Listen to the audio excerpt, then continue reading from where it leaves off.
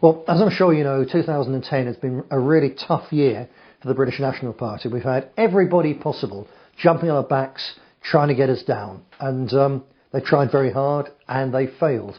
I'm still here, the British National Party is still here, and the public's regard for this party, I think, is higher than ever. Those of you who've been involved in the Bring Our Boys Home campaign, out with the stalls on the streets, you've seen that. Literally queues of people coming up to our stalls, British National Party stalls. Yes, it's a good issue, bringing our boys and girls home out of a war that's got nothing to do with Britain. But if the knockers were to be believed and this party wasn't basically popular with the British people, those queues wouldn't be on those stalls. And they've been there literally every single place in the country, right from the very bottom end of the country, right up to Scotland, from East Anglia, across to and including Northern Ireland. That's been a fantastic operation, and it showed just how much potential there is for this party. And I've no doubt that's why our opponents have been so desperate to get rid of us while they've still had time. But they've run out of time. We're still here.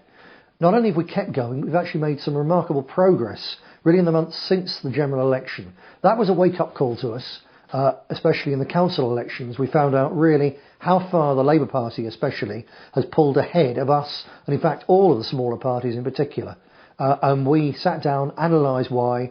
We should have worked it out some time ago, to be honest, but we worked out that it was about the databasing system they've got, literally hoovering up names and addresses and putting them into their election system for the future. And we spent a long time over the last few months and an awful lot of effort working out what their system is and matching it. Ours is called Alfred. It's a great electoral system, and everyone who's seen how it works and the potential for it has been hugely impressed. Now, of course, it's only a matter of putting in the work to get the names and addresses in, to get the information in and really start using it. But we've got a system now which can match that of any of the other parties, and sort of got that just in the last few months has been quite an achievement, really. Similarly, in the last couple of months, we decided, we knew already we were going to bring the administration system, the administration office and the telecom system back to the mainland. We set them up in Northern Ireland because that's where the experts were. It was the only place we could do it, but we've known for some time we need to bring it back onto the mainland. And we had two opportunities to do this, realistically, either just before Christmas this year or not until June next year after the big elections. So we decided to bring it forward because we've got to get these foundation stones really firm and fixed so we can build on them for the future. So that's been done, and again, no mean feat. It really has been a huge amount of work and effort, and not inconsiderable disruption that we had to try and smooth over so we could keep the party running while we make these really big changes. Again, it's something that's done. The foundation stones now are in place. And with those foundations in place, in the last couple of months now, you can really start to see the progress. Everybody who came to the conference saw that it was by far the most professional that we've ever organised, streets ahead of any of the others, and that's not accidental. It's because we set out to do it, because I've now got around me a really sound team. We've got no one who, out of negativity or whatever, is trying to hold us back. We've got a team dedicated to going forward, and everyone at the conference saw that. Those who weren't there, I know you've seen clips of it on BNP TV, but the best is yet to come. I've been talking with Derek, who's been editing the material we've got for the conference, and he's got a superb DVD lined up which will be on sale in January, and that will really show you, when you see that, just how far this party now is organised to motor ahead for the future. Then, of course, the big issue, the really big thing that's kept us, me particularly, so busy this year, apart from still getting to grips with the European operation, which pretty well we have done now. And again, if you've seen the videos from that recently, you'll see the tremendous progress that we're making there. But the big issue that's been holding us back, as it was meant to hold us back, has of course been the Equalities Commission attack on the British National Party. And myself, Simon Darby and Tanya Lumby were picked out as representatives of the party and literally persecuted on your behalf. That was an attempt, as Simon Woolley of the Equalities Commission said. The whole attempt was to use that case literally to close our party down. And they came for us with all guns blazing. 70 taxpayer-funded lawyers against our team, and it was hard going. They really pushed us around to start with.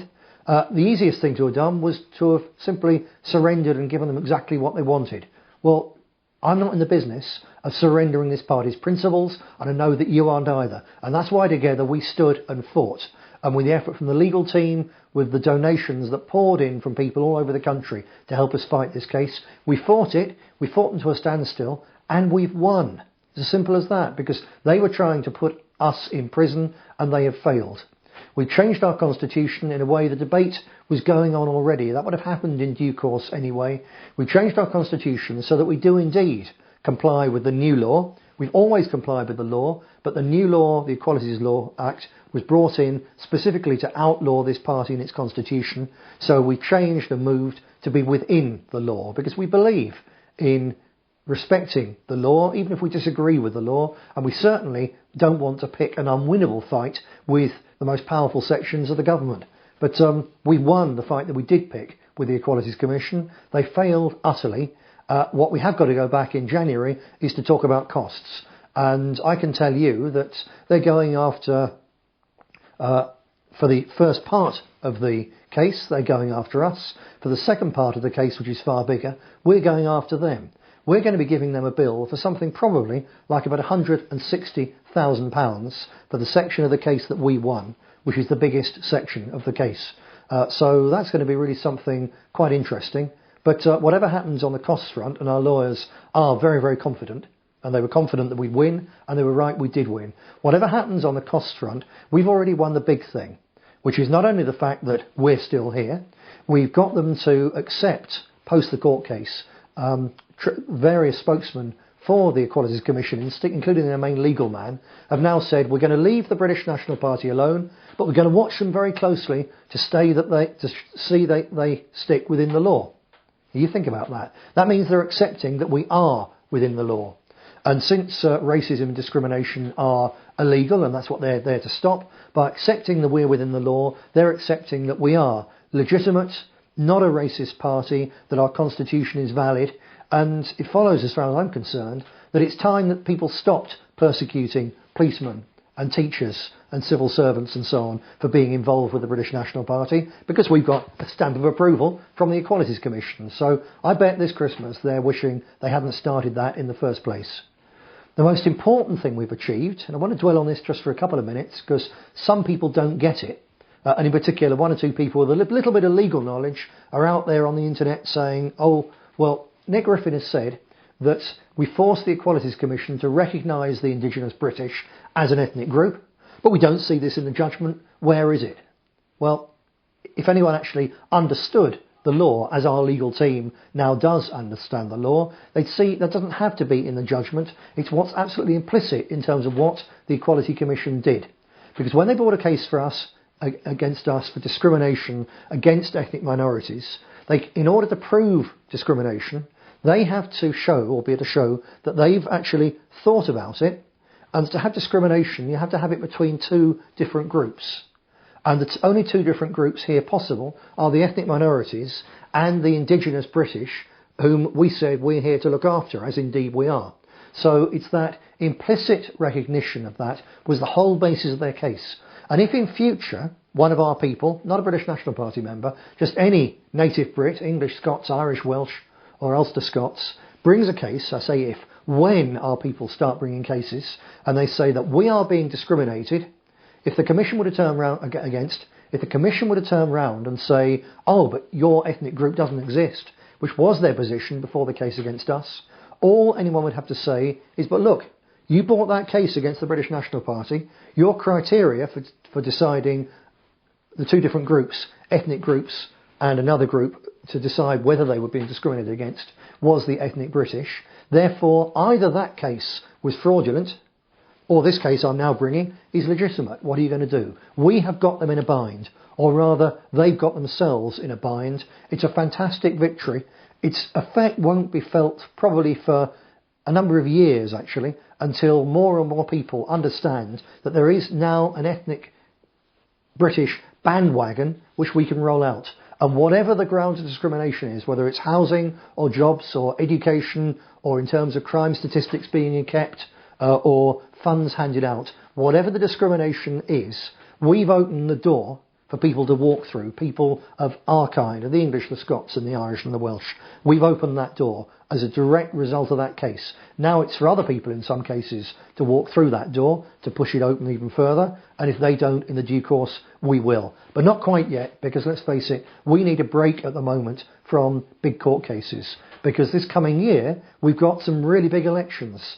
The Welsh Assembly elections in particular, if you look at the results we got in the general election, which in general election terms, parliamentary terms, were the best that we've ever had, the ones which we had in Wales show very clearly that there's 2, probably even 3 of the giant seats they have a PR system in Wales which we can win. Not which we might win, which we can win. We've got a really good chance to win. We've got a chance in Glasgow, up in Scotland, in the super seat there. We've got a chance in Northern Ireland. We're going to be standing in the Assembly elections there.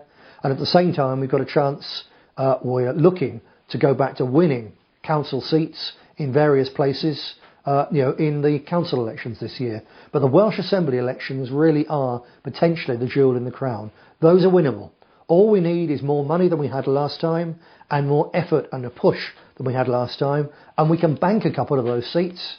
I'm not exaggerating. We can have those seats. It's not a maybe, an outside chance. They are within our grasp, as long as we determine to go out and get them. Now, we started already, in fact, before the weather closed in. One of the tail end of the Bring Our Boys Home campaign's efforts that we had was a big push in Wales in the winnable seats. We collected a lot of signatures, a lot of names and addresses, and we'll be feeding those into our electoral system with a view to winning in June. But on that, we need your help. And when the call goes out to come as activists, it's activists we need to see. The call will go out for activists and donations. Frankly, I and the party, we would rather have your activism than your money. If you can't be active, then please give to help support the activists, because we've got to throw a lot at that campaign, because our opponents are desperate to keep us out of Wales, because South Wales especially, it's one of those Labour heartlands. It's one of these iconic parts of the history of the Labour movement.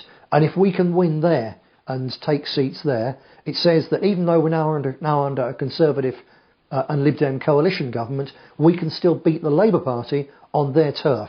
And that's the opportunity we've got this June. I very much hope that you'll help me and the British National Party and our candidates to seize that opportunity. Before then, of course, we got the Oldham election, sprung on us on January the 13th. I was hoping to stand in that, but they sprung it so fast that on the day a couple of days ago when I should have been going up to get photos taken up in the constituency and campaign, I was quite simply snowed in here. Today's the first time we've even been able to get a four-wheel drive vehicle up and down here. So instead of that, we picked a very good local candidate, Derek Adams, the hero of the Ace of Diamonds, the man, if you don't know, who was driving Manchester Labour Party and the Labour Council so mad that they compulsorily purchased his pub and flattened it in order to get him out of Manchester. Well, Derek isn't out of Manchester, and he's going to be in Oldham. I'll be up there as well. Again, we'll get all the activists we can in the very short space of time, and we'll give it a good crack to, and hopefully give January a good start. And then, as I say, after that, it's everything has to roll on to the Assembly elections, in particular in Wales for June. Finally then, moving on, I mentioned the weather and the fact we've been snowed in here. In effect, still am, really. This kind of weather is exceptional, and it places an enormous burden on particularly the old and the poor. This government and the last government have spent so much money, as I'm sure you know, particularly bailing out a corrupt banking system, that there's nothing left in the pot. And certainly everywhere I've managed to go in the last few weeks, you've seen the impact, streets everywhere in terms of lack of grit, lack of salt, lack of snow clearance. It's hard enough for the fit and healthy, but it really is difficult for the old and frail.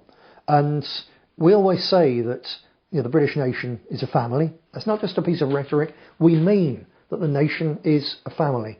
So if you've got someone elderly in your own family, naturally I would hope you're looking after them.